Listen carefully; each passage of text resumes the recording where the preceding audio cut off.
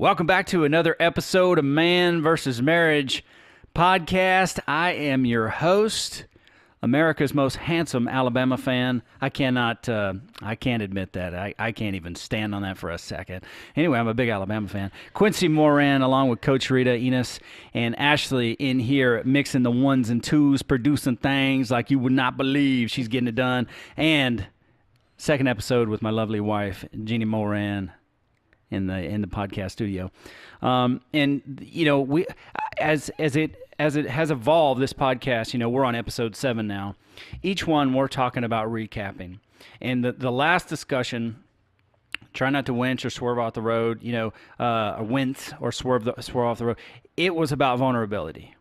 It was hard. I had to stutter through the first couple minutes of trying to figure things out. In the middle of discussions, I figured out the place. It kind of came to me. You know that whole thing? Doctor, when I was 2, I was chasing a butterfly. And, you know, it's like, it goes all the way back to that. But you know what? There's a lot of truth in that because of how impressionable you are as a kid. Yes. Okay? So we're going to recap, which we always try to do from the last episode. But I have to warn you, this may not go into the next episode because I'm putting myself on the couch. And maybe I just need to tell the story and we'll kind of get over it. But, you know, thanks for being here, guys. Thank you for showing up.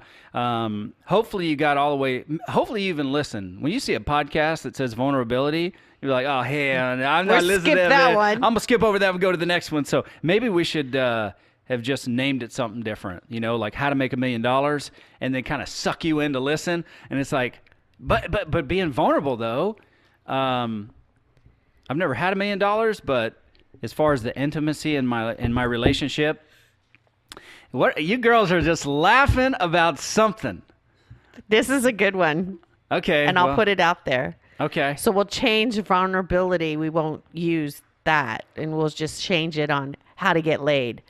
All you men will tune in. That's perfect. That is so perfect. Because that will be our most listened to episode, I guarantee. For sure. We'll switch episode 6 to how to get laid. We just got your attention. Yeah. Matter of fact, I perked up a little bit. So let's go listen to that episode real quick. So here we go. All right. We're going to extend how to get laid part 2. I mean, to guys, I mean, it's who cares? Men are not pigs, but they are not. But our connection point, which we'll kind of probably get into in an episode of where we're most vulnerable, but where our highest place of connection is. Yes. You know, and that's it. It's sex is there. It's getting laid. That's where it is because that's where the rubber meets the road. That's right, and that can be made into a lot of jokes, Rita, but I won't. You know what? I just can't. I'll kind of spit. I want you all to know that Quincy is blushing so bad because he's sitting here with 3 women and he doesn't even know what. Talk about vulnerability. If I was around the guys, man, I could make some great jokes right now. I know. But I kind of want to keep. We're just gonna pass, and we're just gonna take a respectful. breath. Yeah, I just want to keep it respectful. No quote locker room talk here in front of the girls. Moving on. So here we go. Understanding where weakness was not an option. Okay, look, when I was 5 years old, my parents got divorced. I was in Alabama, and I remember going to my Aunt Linda's house. My brother, my sister, you know, we're sitting there waiting. What kid can really wait, period, okay? I don't even know why I'm there. I just know that I'm there. And finally, it's gets to a certain time of the day. We load up in the station wagon. I'm sitting in the back. My sister's sitting there. She's bawling her eyes out. And it's like, what in the heck is going on? All I know is I'm not allowed to get up and play and now have to get loaded in the car. And then there shows my dad with 3 paper sacks in his hand. He gives them to us. My sister is crying. I mean, I'm like 4 or 5 years old. She's like 8 or 9. So her level of understanding. She knows what's going on. She knows what's happening. My grandpa's there. He lives in California. I don't even know what California is at that point. So we're off. We leave. Parents divorce, move to California, move back to Alabama when I'm 10. My family in California is touchy-feely. Like, pinching your butt, slapping your butt. You stand in the wrong place in front of my sister and she'll thumb you in the butt and call it a sphincter check. I mean, we're a hands-on family, okay? So I get out there. When I'm 10, I decide to move to my dad's house, play football, and there's a night where we're like sitting at the table. And my dad is he's just a rough, mean guy. Okay, he has fun, but he's a rough, mean guy. And I walk over to him, and I put my arm around him and give him a hug. And he looks at me with a look in his face. It's like, I'm not one of your stupid friends at school. Don't hug me. And I'm like, yeah, okay, Dad. At 10, this happens. So it was like, now he's like one of the kindest people you could meet. He loves everybody. But in that moment, it was like, I just put myself out there to my dad. And he rejected you. He was like, get away from me, get your hands off of me type thing. He doesn't remember it. Maybe because he had some substance abuse issues at that time, and that's what it was.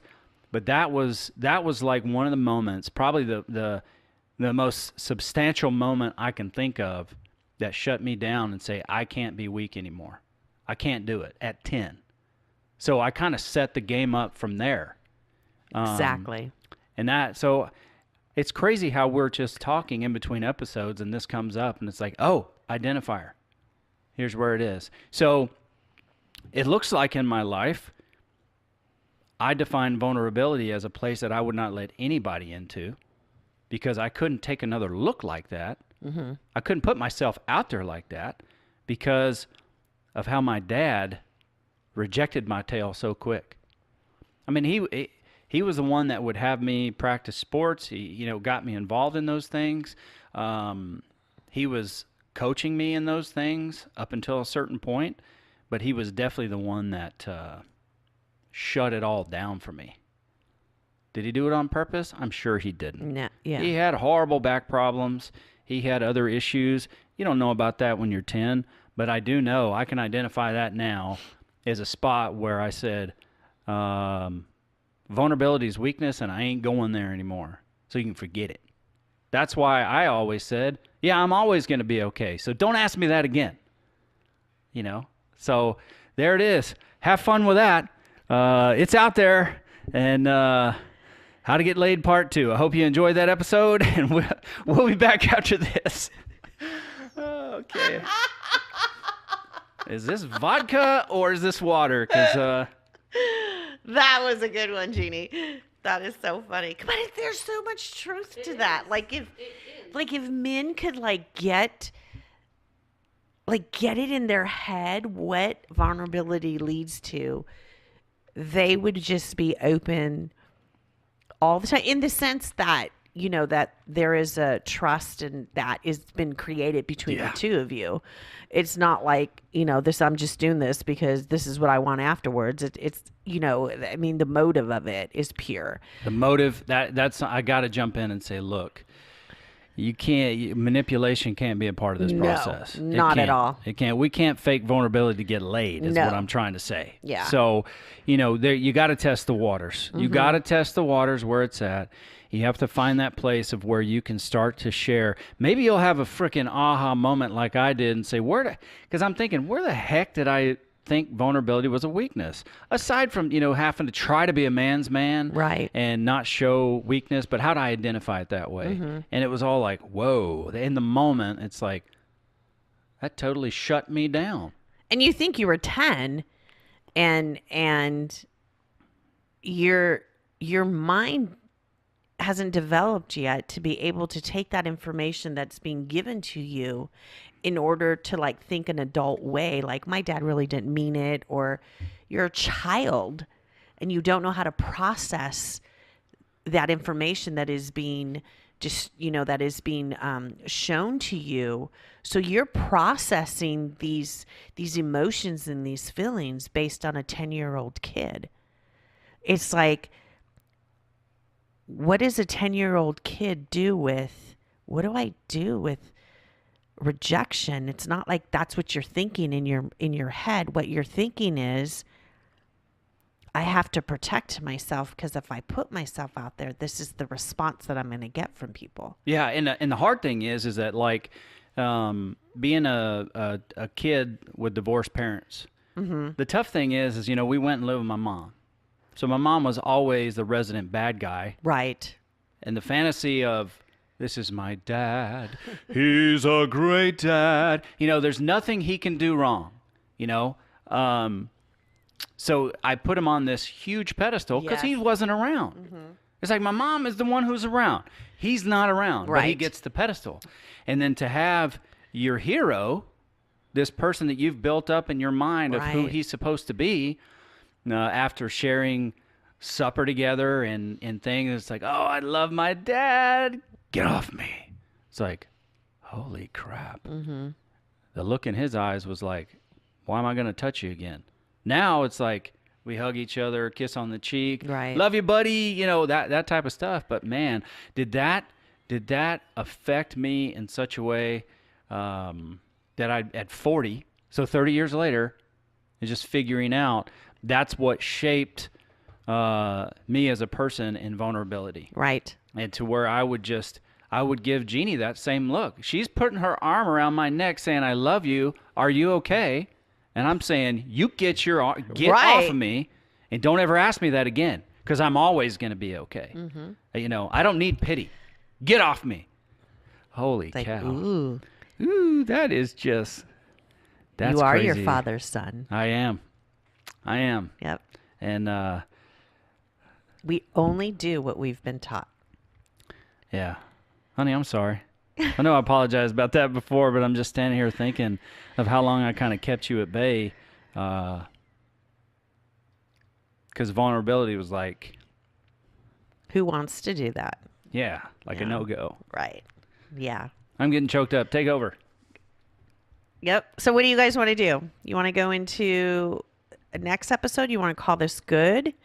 And I think if I have just one request, and I don't even know if we can do this, like we've said in the past, guys, we're not going to pretend like we have it all figured out. We're real. We're in the moment. We're sharing our experiences. But I guess for me, one of the things I would want to see is how does a guy who hasn't been through this coaching process with his wife,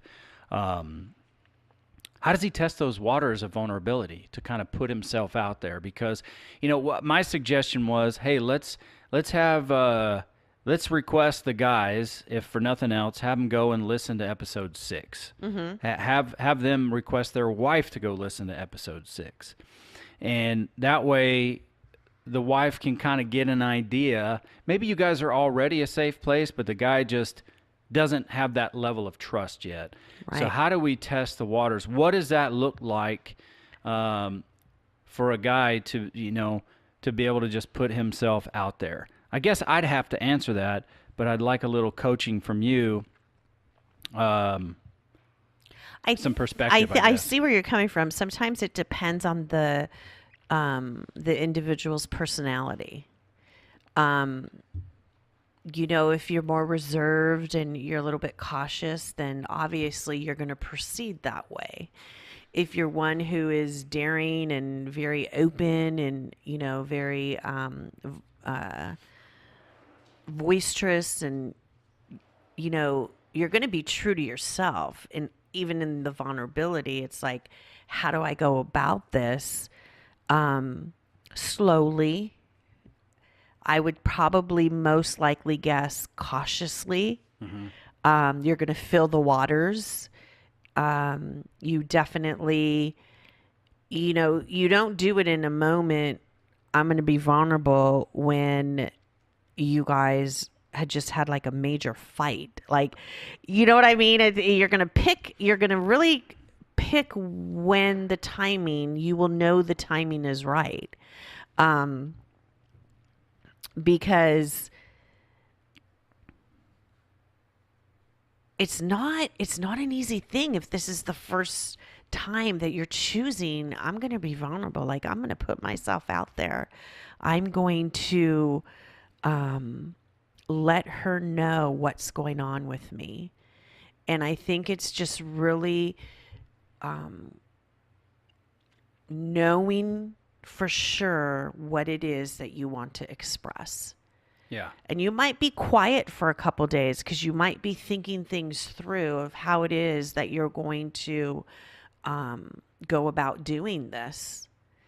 It's just taking the courage to do it. Ugh.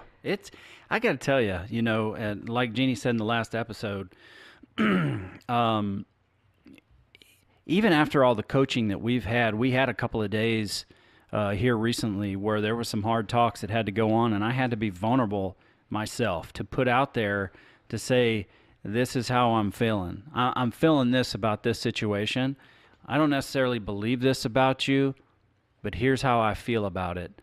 And it's still a scary thing to do. You're walking around going, okay, where do I drop this nuclear bomb? Because what I have to say is not pleasant, but I can't get past it. Right. Even if I can be so forward as to say, when it's time for us to be intimate, I'm just maybe I'm a weirdo, but if I have something that's kind of stuck in me that I have to discuss, I can't be that true, authentic expression of myself to be what my wife needs unless I get it off my chest. Right. Or else I feel like I'm a fraud. And that might be wrong, but that's a place that I connect with nobody else on the planet but my wife. Right. And those connections there need to be honest. They need to be true, authentic. And I think what you're saying is absolutely correct, okay? What I wrote down and I didn't show you was, I think step 1 is acknowledge areas in my life or discover the areas in my life where I can be vulnerable. What is that about? And that I think the first thing is having the courage to talk to your wife about how you feel about something. Not like lashing out on her about why you're mad, but how do I feel about something? Right.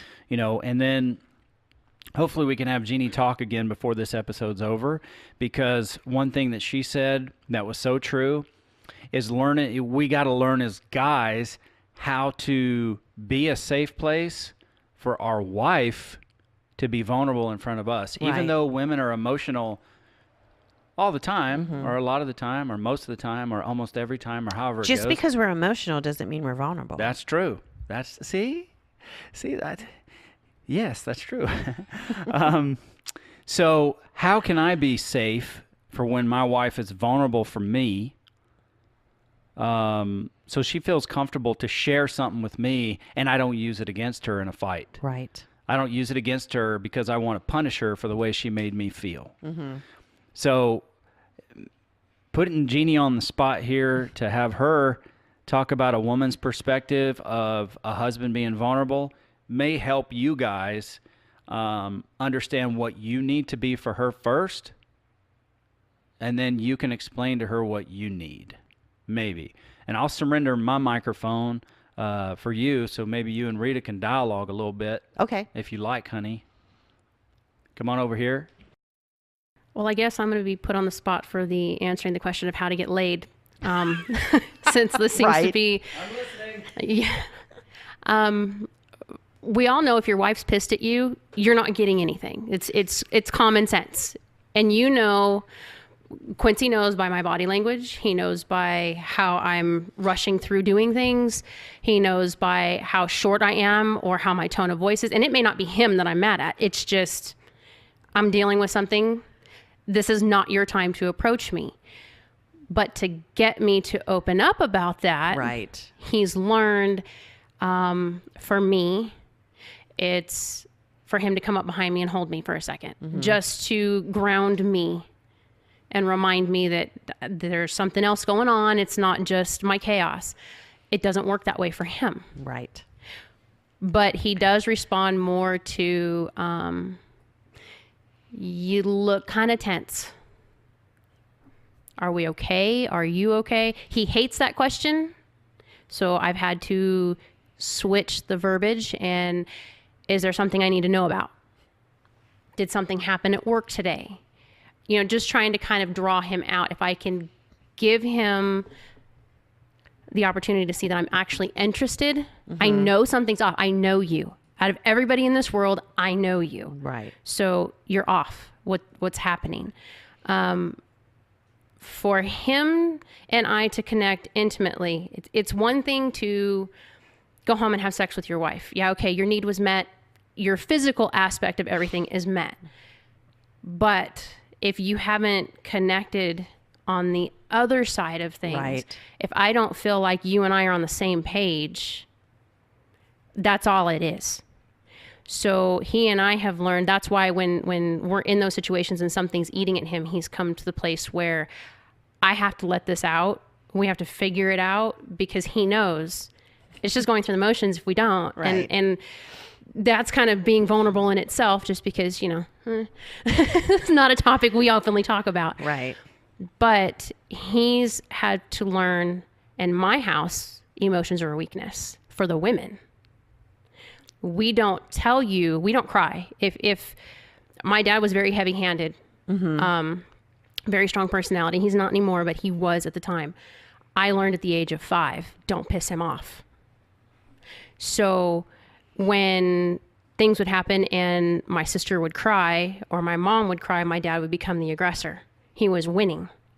I learned very early on, you won't break me. I won't cry. Right. I won't throw a fit.